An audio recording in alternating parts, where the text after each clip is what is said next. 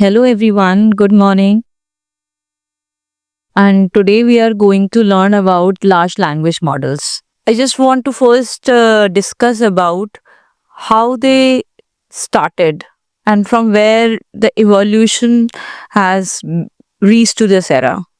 Right. So I am Jaya Gupta and I have around 13 years of experience in AI/ML domain.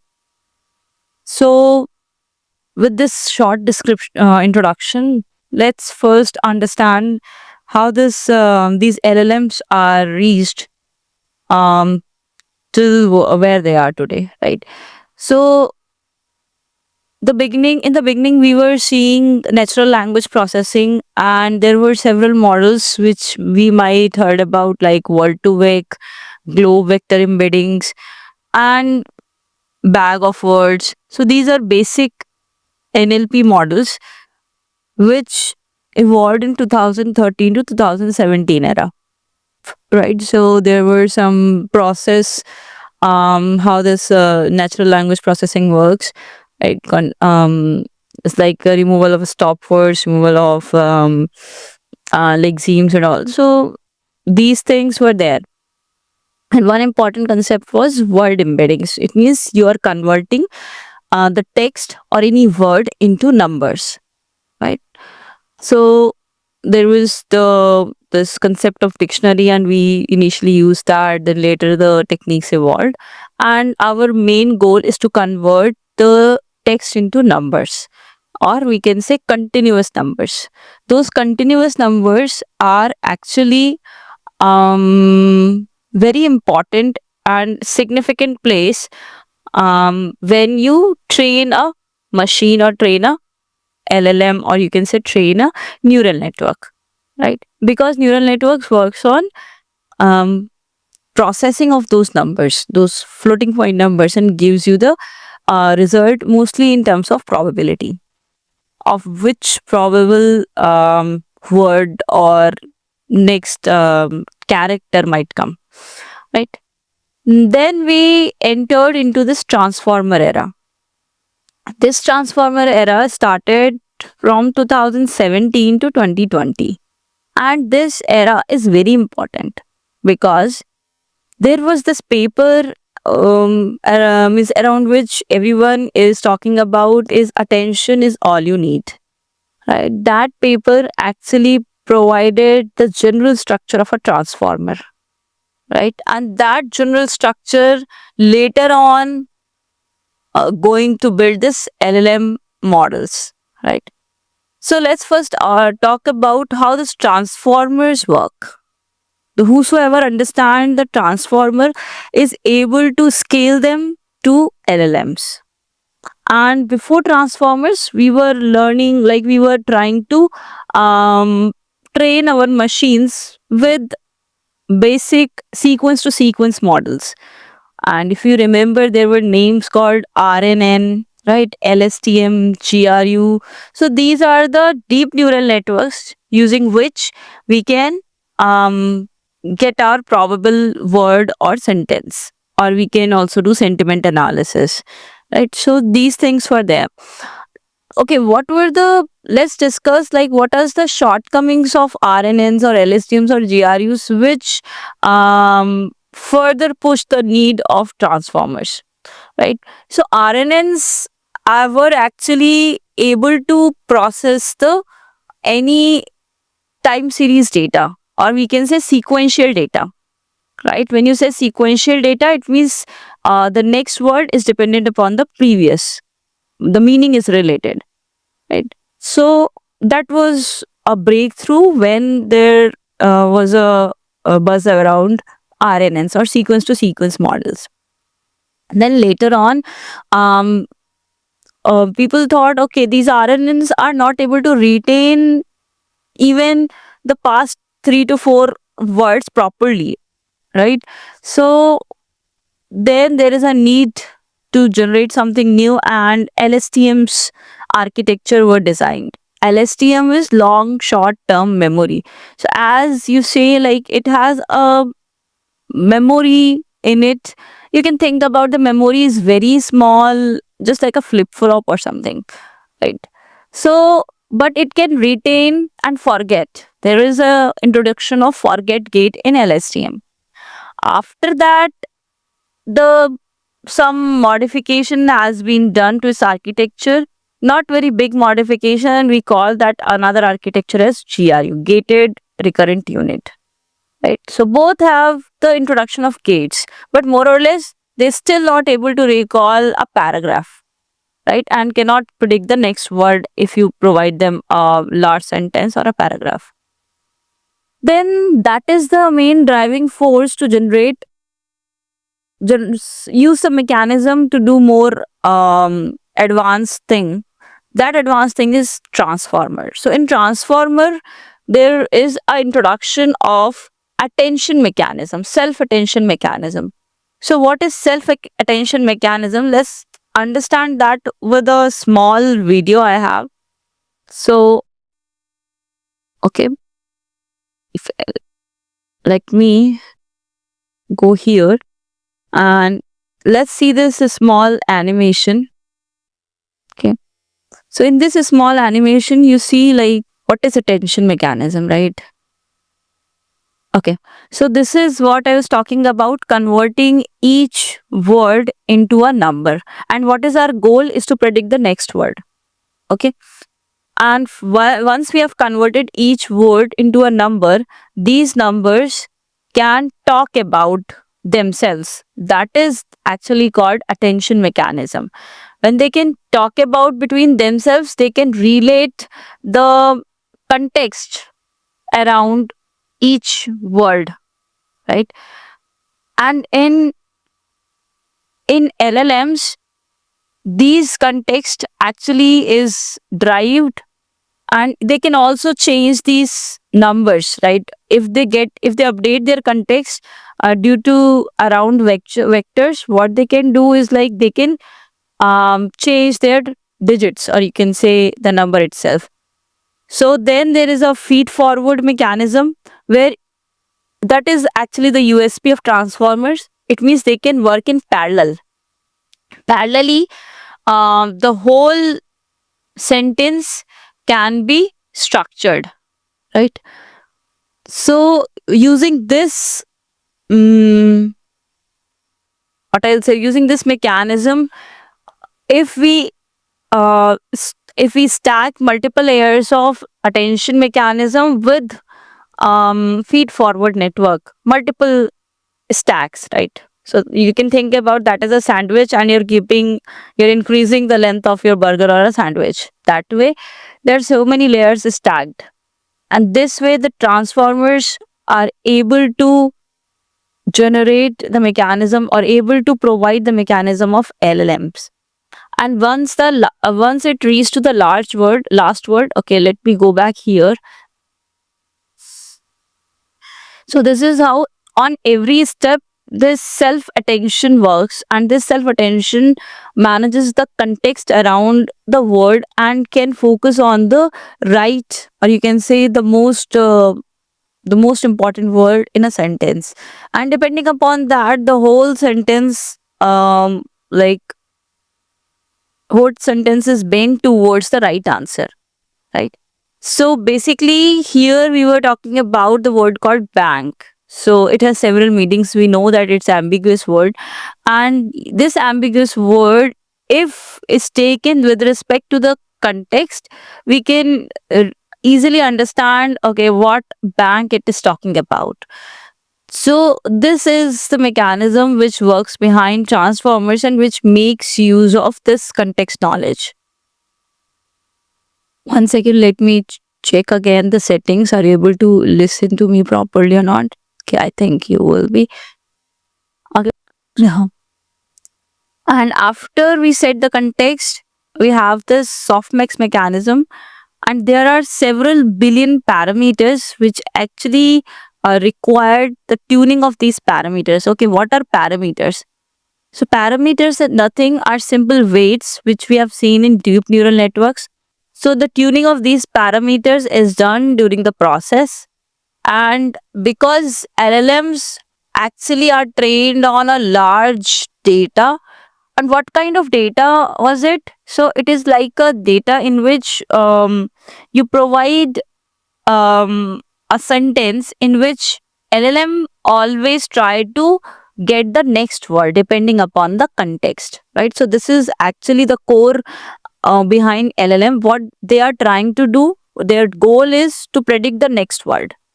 Okay, there is always a seed word, a seed sentence from where the training starts, but always their expectation from LLM is to predict the next word. And how do the prediction of next word is using the softmax mechanism, which is actually working just in the last layer. You see, we have this feed forward and attention, and then we have one last layer which is called the softmax mechanism, softmax layer, or you can say probability layer. And that probability layer gives you this the prediction of the last word. And sometimes when you actually gives it more freedom to give the creative output, it means you're tuning its hyperparameters like temperature, top probability value. You're actually changing the parameter, like from now I want the top priority is around 0.6 or 0.9, 0.8. You can set it like that, 0.85, something like that. And that actually helps you to include some randomness in the solution. It means not every time it will select the word which is having the highest probability. Sometimes it will select the word which is having some lower probabilities as well. So in that case, the result is more human alike, right? It's not very machine output, because we want machine to give the output, but it should be comparable to human results, right? So this is the way LLMs are used. And what is the difference between LLMs and transformer architecture is, like in transformer there were only few layers of attention plus feed forward, but in large language models there are several layers stacked one over the another of these LLMs, and sorry, of these feed forward mechanism and attention mechanism. And that helped it to learn become several parameters. Like here we are seeing so many parameters, and if you will check, like these are billions of parameters, right? So this is the way LLMs are trained, and so many datas are provided to get trained, right? So see here, it is predicting the next word. Okay, and this is the way the LLMs are trained. Okay, let me get back and tell you one thing. Like LLMs required a lot of data for training purpose, and that data is so much like this. So that data is so much that if a human want to go and read the text on which the LLMs are trained, it will take around 2600 years to read that text for a human being. So this is very large text. Okay, and along with that, it actually takes the feedback in form of reinforcement learning, RLHF, reinforcement learning based human feedback. So this mechanism is also there, and with this mechanism it means there are few persons sitting which are actually validating the results of a large language models. They are correcting its result, and that correction help it to change its embedding values, intermediate embedding values, right? And this way LLMs are getting the feedback from human as well, and that mechanism is incorporated, and the training is done with general backpropagation algorithm, which is used for training the deep neural network models.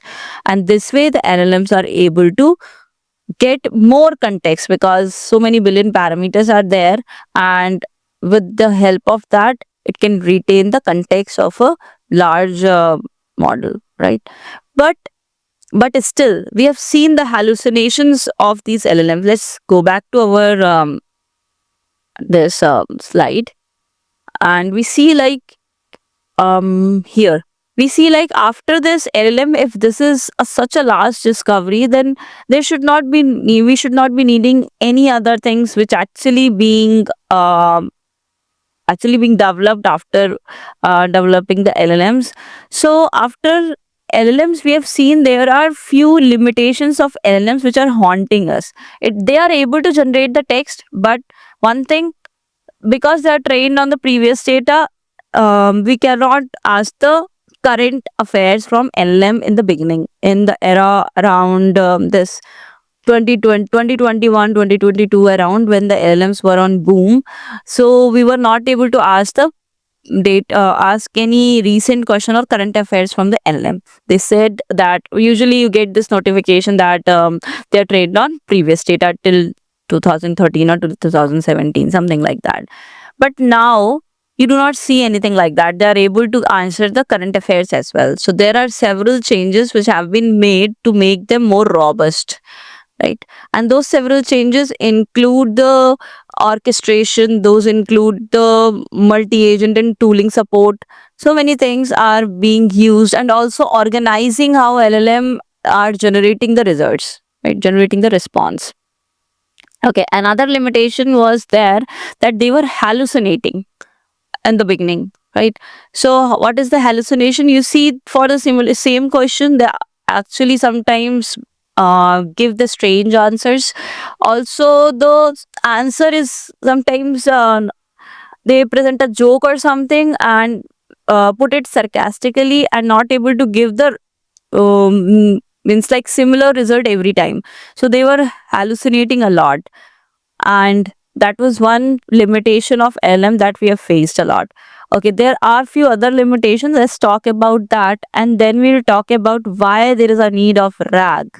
Okay, so nowadays everyone is talking about RAG, and we'll understand why there is a need about RAG. And if you want to um, learn RAG, I've already taken a webinar on RAG before few days. There is one video, I'll show you that, on which I have posted about RAG, simple RAGs. So for this particular slide, there is a video on YouTube. Okay, now let's first understand the limitation of this RAG. Okay, let's see this. If you have any questions, you can post them in comments. I can answer it there. Okay. Or you can reach out to me on this my LinkedIn ID. You can message me.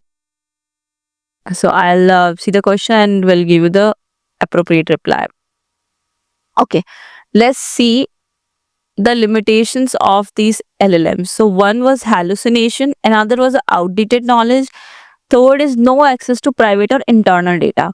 Okay, this is one which actually companies were like, they were feeling that the LLMs has large capacity. They are very have a large strength, but they cannot be utilized for customized use cases.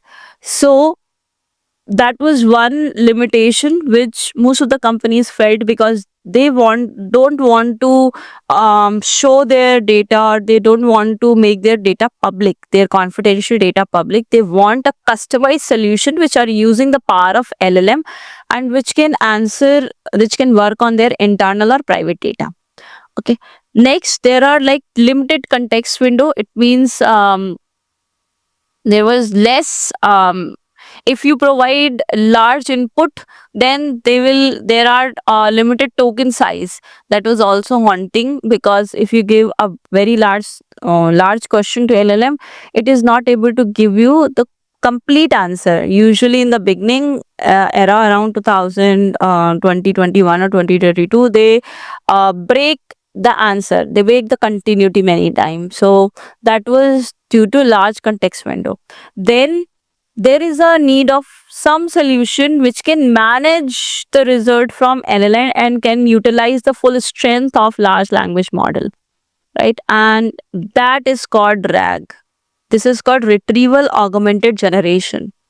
So basically, this is a technique that combines the retrieval of relevant external document. We will see this figure and you'll understand it from here.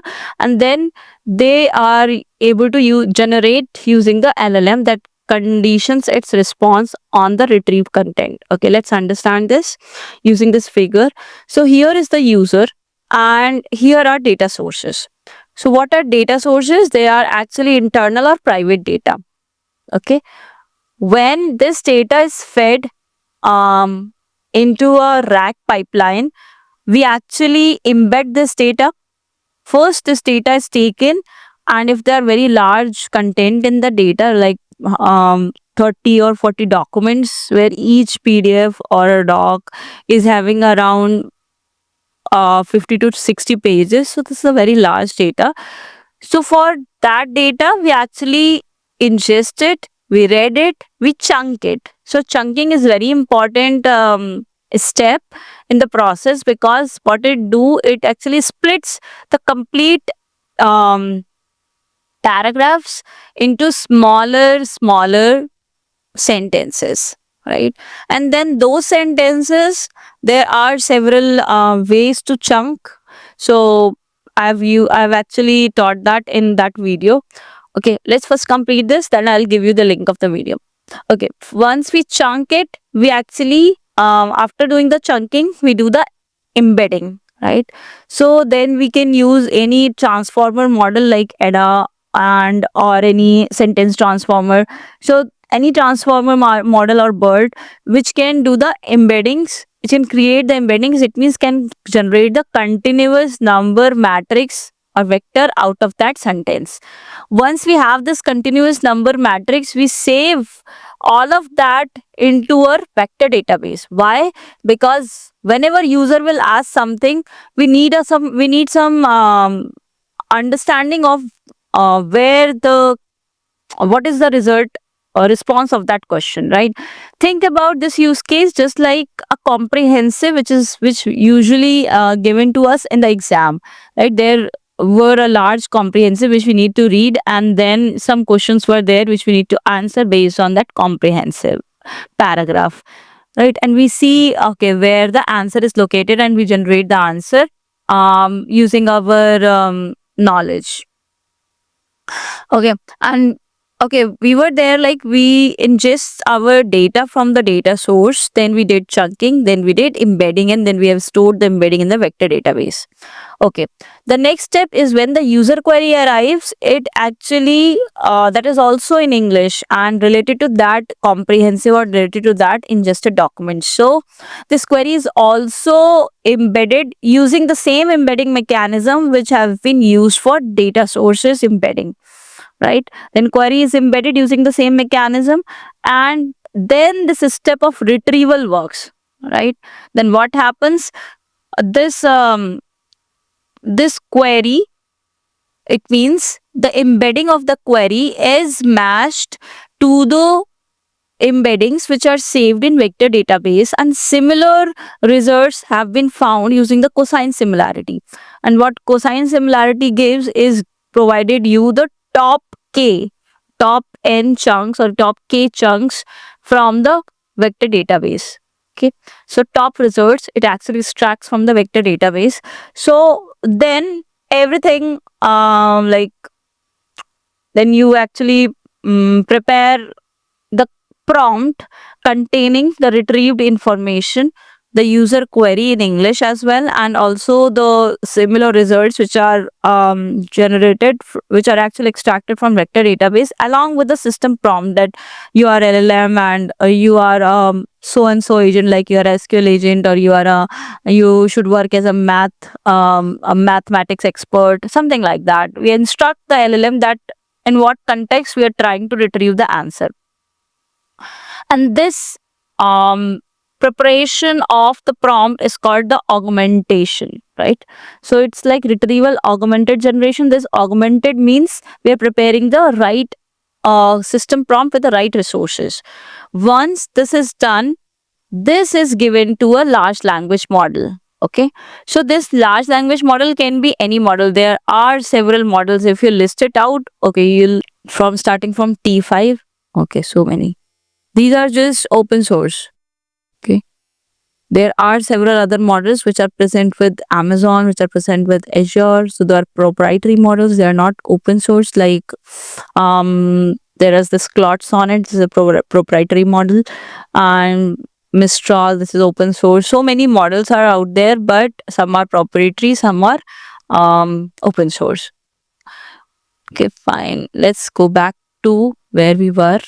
And okay, here once we provide this augmented data to large language model, they use their power to generate a response based on everything we have provided. We have given the context, we have given the user query in English, we have given the system prompt, means instructions, means everything at one place, and then this LLM can give you the relevant output because it has now the limited context which is extracted from vector database, right? And using this gives the output or a response. So this is the mechanism which is called RAG, and this RAG can be applied to so many use cases in different ways. There are different ways nowadays which uses this RAG. So many types of RAGs are there, like graph RAG, hybrid RAG. There is a list. So I'm just preparing the next one webinar on that as well, where we talk about the use cases of RAG, how it can be implemented in different use cases, and what that particular kind of RAG is called, what is the type of RAG we are using. So this is one of the question asked in my interviews when I was giving some interviews for the companies, that how many different types of RAG are there and what are the different use cases where it can be applied. So you may have some questions like these when you are appearing for your interviews in today's era. Actually, everyone is talking about the GenAI solutions, and what actually RAG solution mitigates the, is it able to mitigate the limitation of LLM? Yes, to some extent, that it uses the real documents to ground answers, and so there are no hallucinations. Then it can fetch the latest content from the external knowledge base. Then we have, like, instead of outdated knowledge, it can fetch the latest contents. Then we have no access to private or internal data. So in this contrast, we bring enterprise data into the context, and here, instead of a limited context window, we use top key relevant documents only. So like you have seen, we are actually retrieving the similar content on the LinkedIn, right? So thank you for listening me, and if you have any questions, I am here to answer them. Okay, thanks. Bye bye.